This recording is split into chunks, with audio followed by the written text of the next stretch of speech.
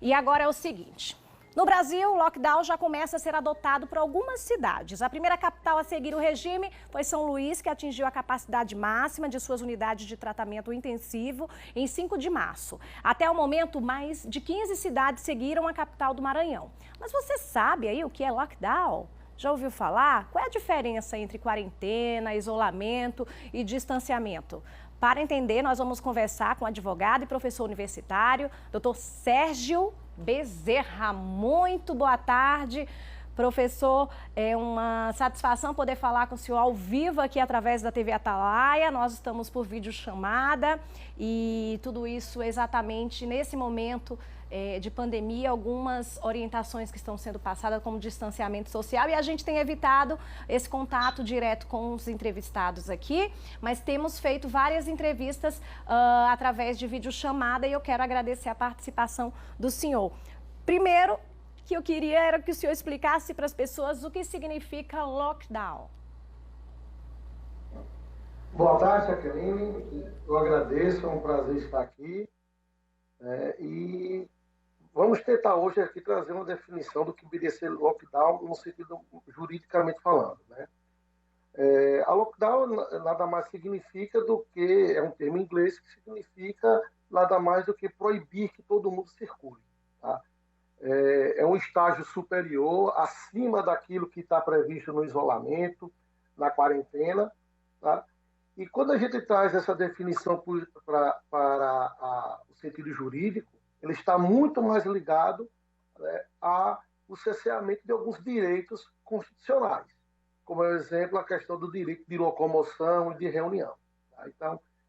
Então, não existe, obviamente, na legislação brasileira hoje, né, uma definição do que vem a ser um lockdown. Não existe no ordenamento jurídico nenhuma previsibilidade de lockdown, né? Então, com base nisso, a Justiça ela tem fazendo as interpretações equivalentes, né, por equidade, né, por analogia, para poder enquadrar essa situação no que a gente vem sofrendo hoje.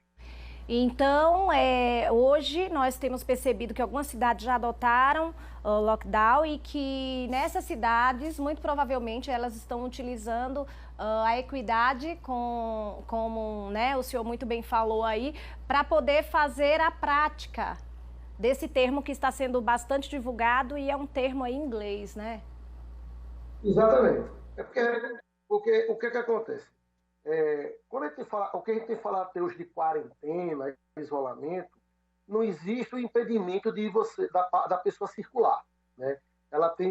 Existem os impedimentos para que as pessoas se aglomerem, façam reuniões. É o que nós estamos tendo no momento. Já o lockdown, que é exatamente a proibição de uma locomoção, tá? É a proibição das partes circularem. Nessa situação, no lockdown, as pessoas só poderão circular em situações excepcionais, tá? Mediante autorizações devidamente justificadas. Na legislação brasileira, o que pode impedir de forma natural, e é natural no sentido que é previsto de forma legal, né, na Constituição, é o estado de sítio e o estado de defesa, que não são situações iguais. Tá? Por quê? Porque quando você fala de estado de sítio e estado de defesa, nós estamos tratando de situações onde se está se observando o quê? O estado de exceção. Geralmente para tentar minorizar a questão da violência ou a calamidade pública, que, se a gente olhar a legislação e o intuito do legislador, foram naquelas situações em que existe a ofensa de um Estado estrangeiro, né, contra o Brasil. O lockdown, como eu disse, ele não tem previsibilidade. Por isso que alguns legisladores, né, alguns estudiosos que estão tendo nesse momento a oportunidade de estudar, não estão tratando a lockdown como uma questão de estado de exceção, que é o estado de sítio e o estado de defesa, mas sim como uma situação de legalidade extraordinária. Ou seja, uma situação que não era prevista, porque há de observar que de 88 para cá, né, ou nunca no Brasil nós nos deparamos com uma situação como essa, e aonde a instabilidade jurídica está um pouco instalada. E por isso é que estão se observando, estão se fazendo algumas interpretações, né, com base na analogia, na equidade, para poder chegar a uma conclusão, uma definição mais clara da questão da imposição ou não do lockdown.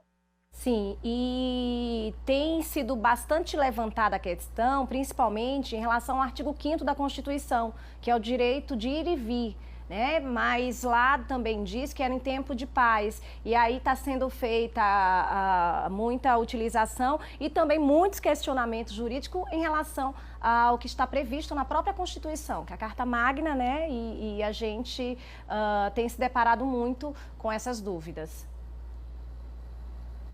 Exatamente. Essa questão aí do artigo 5º, quando fala do estado de paz, ela, obviamente que, quando a gente estuda estado de sítio e estado de defesa, né, essa situação onde existe o superpoder, né, do presidente, uma situação desse tipo, né, a paz está em risco. Aqui, nesse caso do lockdown, não existe o problema da paz. Aqui, o que, na verdade, está se discutindo são ponderações de valores. Tá? Ou, por exemplo, como você mesmo falou, né, o direito de ir e vir é o direito do cidadão, sim. Né? O direito da propriedade, o direito da reunião, do lazer, né? Situações que acabam sendo limitadas pelo lockdown. Nessa situação estão sendo atingidas, estão. Mas, como eu disse, são ponderações de valores, aonde o que está se observando nessa situação é a saúde pública, que é o coletivo. Então, se nós observarmos de uma forma analógica, né, por equidade, o que é que nós estamos observando? Que no lockdown estão se tentando observar o quê? O direito da coletividade, né, em contraponto ao direito individual. O direito que a pessoa tem de ir e vir, né, para ir resolver um problema particular, de trabalhar, está sendo observado o quê? O direito da saúde coletiva, porque se houver, obviamente, uma contaminação em massa, o sistema de saúde vai suportar, e aí o que é que observa? A próprio direito da saúde individual e, por consequência, coletivo, está sendo ameaçado. Então, o que se observa são ponderações de valores. Né? Aí vai no princípio do direito administrativo, onde, obviamente, o direito da coletividade se sobrepõe ao direito individual. Sim, inclusive, em meio a essa pandemia, foram editadas algumas normas infraconstitucionais. E essas normas, elas trataram muito sobre a quarentena, sobre esse período de isolamento, mas não tem nada relacionado ao lockdown, né? Exatamente. Até porque, como foi dito, o lockdown ainda não existe uma previsibilidade. Por isso que, como alguns doutrinadores estão tratando o lockdown como uma questão de legitimidade extraordinária, tá? É possível que, dentro desse estado, que era imprevisto, se editem novas normas, né, para esse caso específico.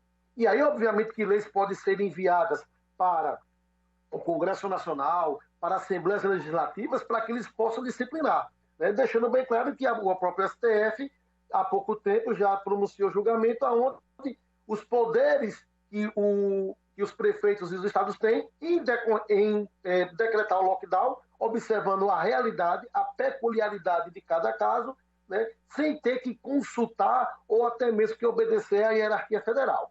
Tá? Então, depende muito da questão peculiar de cada região. A gente não pode, por exemplo, querer comparar, nesse primeiro momento, né, cidades mais isoladas de cidades de grandes centros, onde a contaminação tem sido maior. Mas o que o lockdown, e aí não obviamente não está trazendo com viés político, nem com questão de saúde, mas o intuito do chamado lockdown, segundo as autoridades sanitárias, é evitar a propagação do vírus. Sim, e é importante a gente abordar um assunto como esse, porque a gente tem ouvido muito falar sobre o lockdown, como outros estados que têm adotado. Inclusive, houve uma manifestação aqui da Defensoria Pública do nosso estado, recomendando também 8 dias de lockdown aqui no nosso estado. E aqui em Aracaju, na verdade, e a gente fica preocupada exatamente com esse momento, um novo momento, né? A gente tem muita fé, muita esperança, a gente quer que tudo volte à normalidade e, de repente, a gente se depara com a situação de recomendação de lockdown e aí vem todo o medo, todo o receio e todo mundo fica, né, apavorado com todas as informações que vão chegando até a gente. Sem dúvida. Eu, particularmente, entendo que a decretação do lockdown, antes de um ato político, né, ele é um ato de saúde pública. É necessário que haja, né, informações ou instruções dos poderes públicos, das autoridades sanitárias sobre a possibilidade ou não. Tá? Secretários de saúde, ministros, né, e aqueles que possam contribuir. Acho que é um caso muito mais técnico do que um ato político. Né? E aí vem aquela discussão também que está tendo se é ou não é possível, né, o Poder Judiciário decretar o lockdown. E já existe precedentes no STF, aonde, né, poderá, por exemplo, o Poder Judiciário decretar o lockdown, e isso sem considerar a interferência dos poderes, desde que ele seja, obviamente, provocado por uma ação civil pública pelos Ministérios Públicos ou pela Defensoria Pública, e aí, consequentemente, ele poderá vir a decretar. Tá? E como também existem situações onde o Poder Público, o Poder Judiciário poderá ir de encontro até a decretação ex officio do gestor, né, desde que devidamente fundamentado. Repito, aqui é mais aquela questão de sobreposição de interesses. Né? E deixando claro que, quando se decreta o lockdown, é possível, inclusive, a aplicação de penalidades.